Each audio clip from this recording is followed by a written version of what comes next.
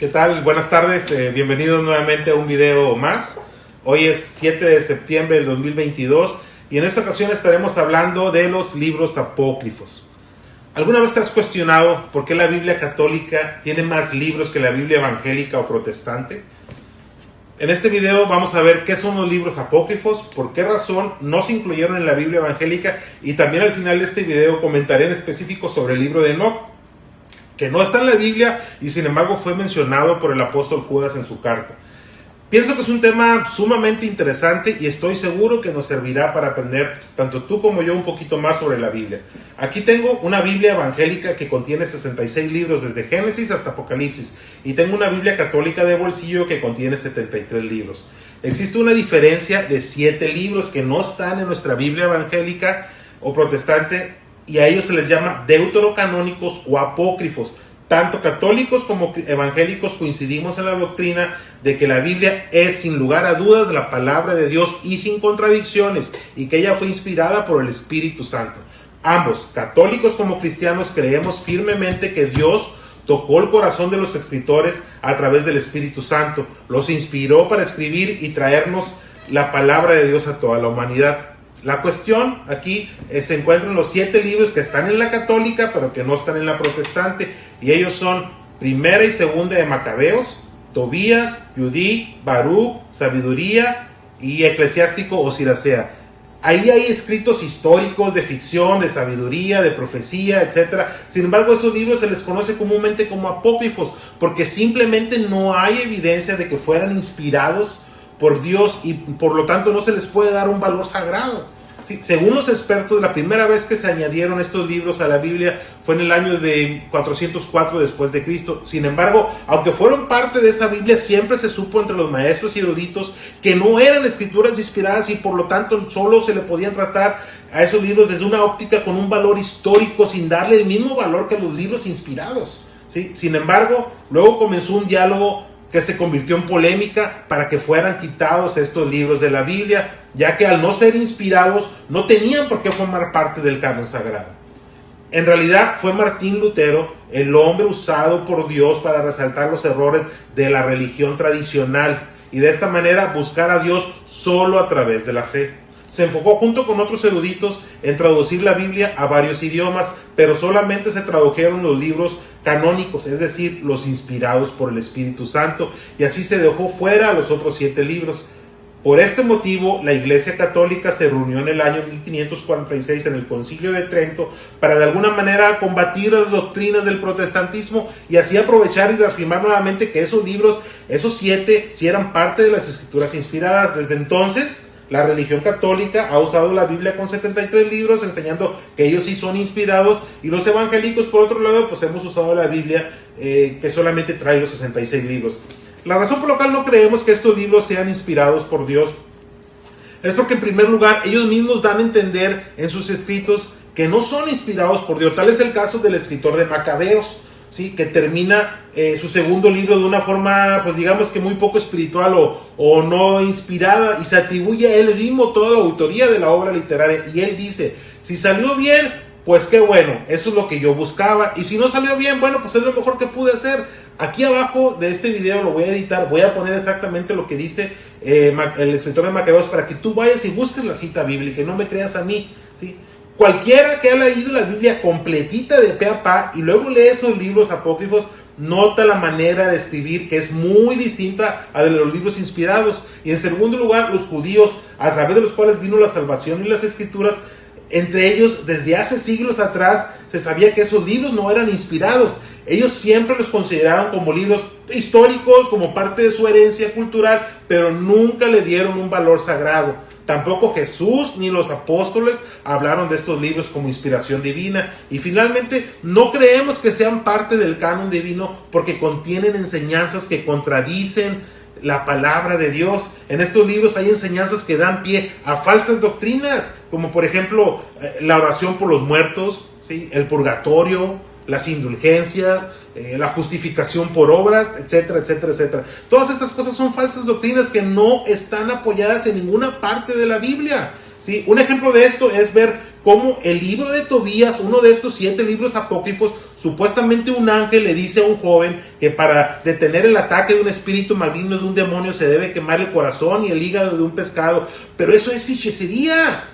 O sea, eso es un pecado condenado por la palabra de Dios. Eso viene en Tobías capítulo 6 de los versículos del 5 al 8. Búscalo. La misma Biblia enseña que ninguna de esas cosas físicas, ni los amuletos, ni los azabaches, ni las palabras claves pueden ahuyentar los demonios, sino solamente el nombre poderoso de Jesucristo, usado por verdaderos cristianos que han sido redimidos por la sangre de Cristo. Creo que es muy importante que los cristianos recordemos que las doctrinas bíblicas siempre van a estar fundamentadas y apoyadas en toda la Escritura, ya que ella tiene como autor a una sola persona, que es el Espíritu Santo, y no existen contradicciones. En este libro siempre vas a encontrar una cantidad de evidencia abrumadora en las palabras de Dios cuando se trate de algún tema doctrinal fundamental, y en especial alusivo a la salvación. Los libros apócrifos contienen cosas raras que han dado pie a falsas doctrinas. El mismo apóstol Pablo, en su carta a los Gálatas, en el capítulo 1, versículo 18, dijo que si nosotros o un ángel del cielo nos anuncia otro evangelio diferente del de nosotros hemos anunciado, sea anatema, es decir, maldito. ¿Sí? Es por eso que al leer los libros apócrifos notas una clara y fuerte contradicción en varios puntos con lo que la Biblia enseña de manera en general. Aparte, estos 7 libros apócrifos o deuterocanónicos, hay otros libros también que son apócrifos, que fueron conocidos a través de los siglos, y aunque nunca se incluyeron en la Biblia, son parte de la cultura judía. Algunos de ellos fueron incluso escritos después de la muerte de Cristo. Entre esos libros se encuentra el famoso libro de Enoc, que se cree que no fue escrito por él, simplemente usaron el arte de la falsa atribución para usar su nombre como autor. En este libro se escribieron eventos históricos que los judíos conocían por tradición y herencia a través de los siglos. De hecho, el apóstol Judas mencionó algunas profecías que Enoc dijo y tal vez quedaron registradas en ese libro. Sin embargo, el hecho de que Judas mencionara la profecía que Enoc dijo en su tiempo no le da necesariamente valor al libro que lleva su nombre. Así que tampoco el libro de Enoc puede ser reconocido como sagrado e inspirado, porque así como los otros libros apócrifos, este tiene fuertes contradicciones con el tema en general de la palabra de Dios, y no hay evidencia alguna de que el libro fuera escrito por aquel hombre de Dios llamado Enoc. Entonces aquí viene la cuestión de fondo, o la pregunta de los 64,000. ¿Qué debemos hacer los cristianos con el libro de Enoc y los demás libros apócrifos? ¿Debemos leerlos? ¿Será malo? Bueno, la verdad es que si tú estás estudiando profundamente todos estos temas teológicos, pues digamos que pudieras leerlos, pero solo desde una perspectiva, digamos, que secular, tomándolos como libros históricos, pero siempre teniendo en cuenta que no son inspirados por el Espíritu Santo y que por lo tanto de ninguna de sus enseñanzas o historias puede ser usada como base para establecer doctrinas. Pienso que si Dios mismo no permitió que se escribieran estos libros en nuestra Biblia, fue por un motivo especial. La Biblia, tal y como la tenemos, ha servido para bendecir a millones de cristianos a través de la historia y ha demostrado ser una efectiva, sin necesidad de los libros apócrifos. Así que esta es la verdad acerca de los libros apócrifos o deuterocanónicos, y en especial sobre el libro de Enoc. Si te gustó este video y sientes que te ha servido de enseñanza, por favor compártelo con tus amigos y con tus familiares.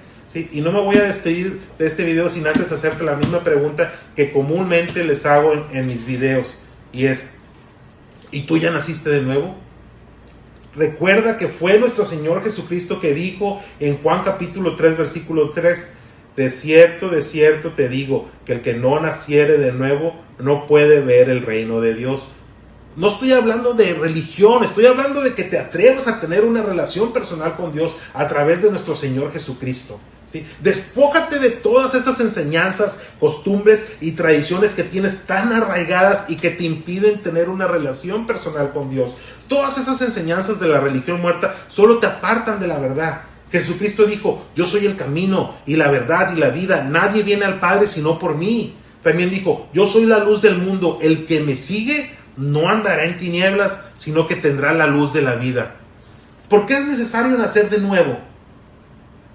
Porque al menos que tú le permitas a Dios cambiar tu mente y tu corazón, no serás apto para entrar al reino de Dios y a su gozo permanente. Si tú entraras al cielo tal y como eres, harías un infierno del cielo. Dios nos dio un mundo perfecto y un cuerpo perfecto, y mira lo que hemos hecho del mundo.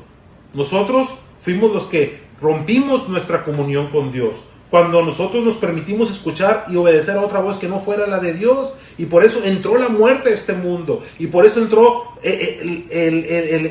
dicen que la paga del pecado es muerte, mas la dádiva de Dios es vida eterna en Cristo Jesús. La palabra de Dios nos dice, porque sabemos que toda la creación gime a una y a una está con dolores de parto hasta ahora.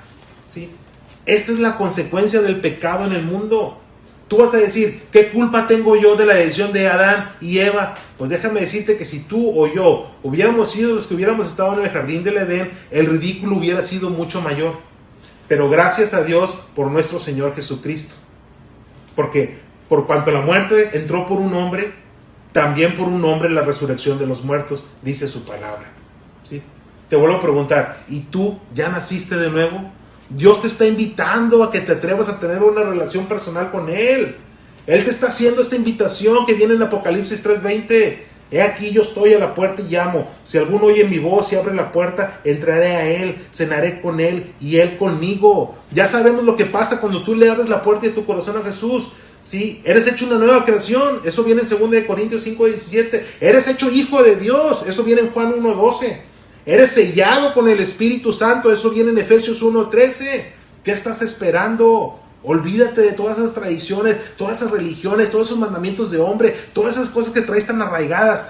Atrévete a tener una relación personal con Dios. ¿Cómo vas a conocer a Dios? Rindiéndote a los pies de Cristo, invitándolo a que entre a tu corazón, conociéndolo a través de su palabra. Es lo único, es leer toda la palabra para que por ella crezcáis para salvación, dice su palabra. ¿Sí? Vas a leer toda su palabra y va a haber cosas que te van a gustar y va a haber cosas que no te van a gustar, pero tienes que leerlas porque el mismo Espíritu Santo, una vez que tú recibes a Cristo, te va a exhortar, ¿sí? Te va a redarguir, te va a convencer de que estás en pecado y que tienes que cambiar. Y es lo que pasa. Hay gente que escoge solamente porciones de las escrituras que le gusten y lo demás lo desecha. No, esto es una dieta perfectamente balanceada. Ya hemos dicho lo que dice su palabra: desear como niño recién nacido la leche espiritual no adulterada, para que por ella crezcáis para salvación. Primero son los fundamentos de la fe, luego es alimento blando y luego ya es alimento sólido. Sí, atrévete a tener una relación personal con Dios, conócele, es hermoso, es maravilloso saber que nada depende de ti, que todo depende de Él.